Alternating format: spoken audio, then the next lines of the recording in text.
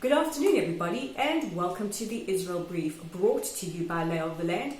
I'm your host, Raylene Marks, and I bring you the top stories from Israel every Monday to Thursday on this platform or on our YouTube channel at the Israel Brief. And if you go ahead and subscribe, you play a major part in helping us disseminate news from Israel to the rest of the world. So without further ado, let's take a look at our top stories, starting, of course, as we have been doing over the last couple of months, with the COVID-19 crisis.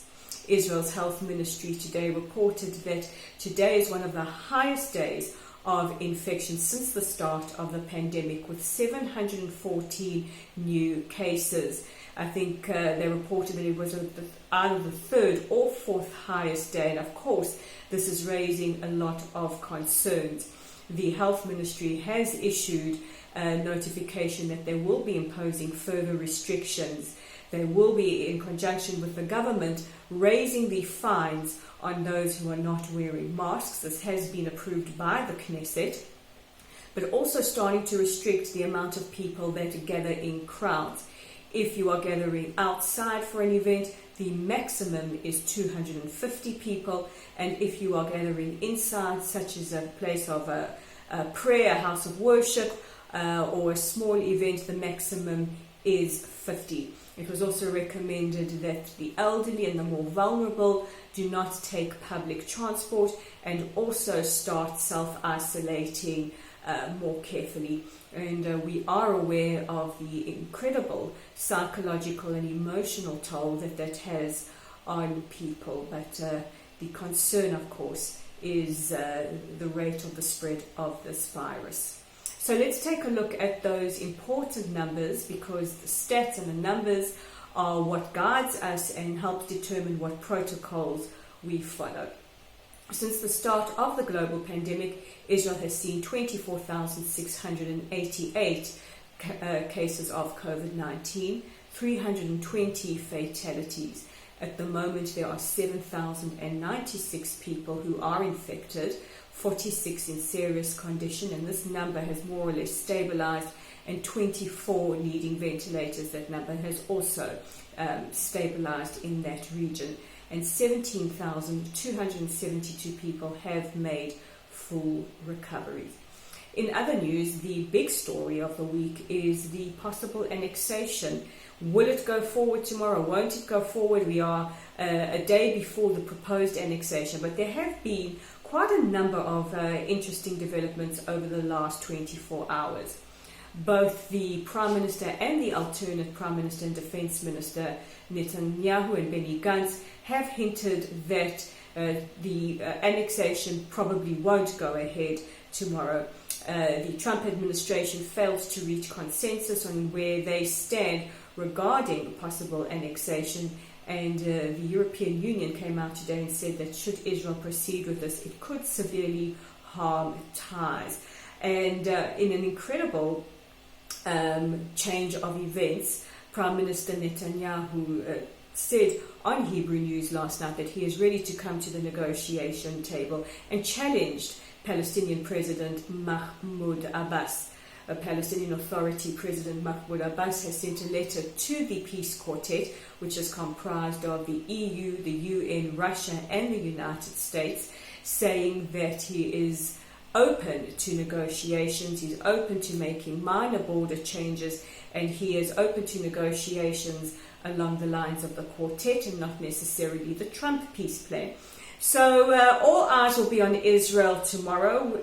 We are all watching what will happen with bated breath, but this is the latest update that we have, that tomorrow is probably not going to go ahead.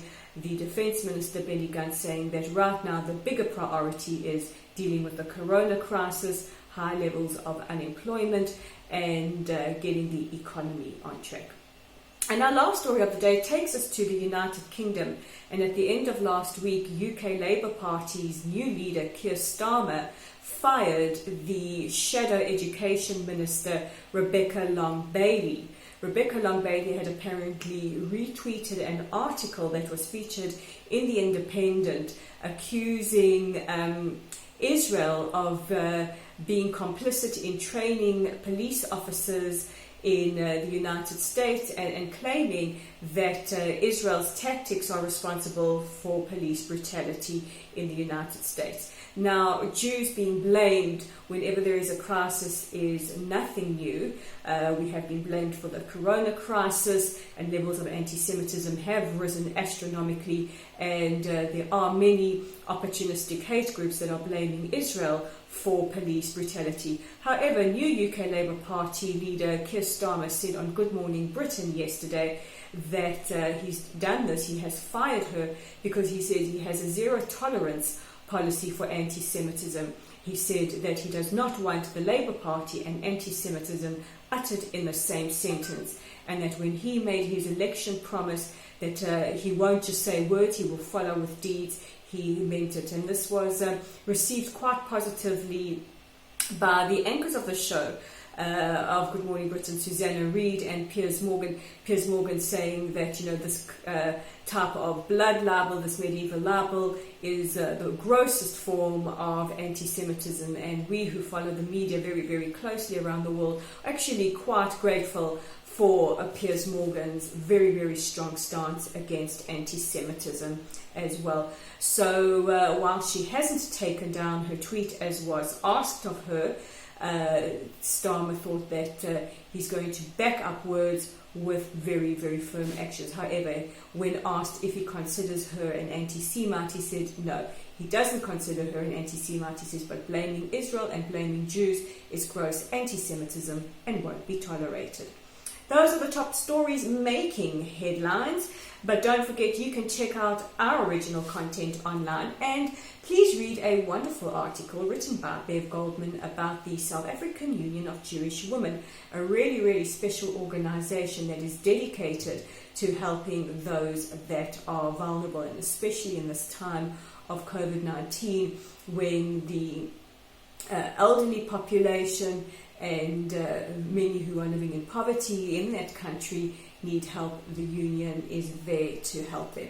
It is also up on our Facebook page. Please give us a like or a follow if you haven't.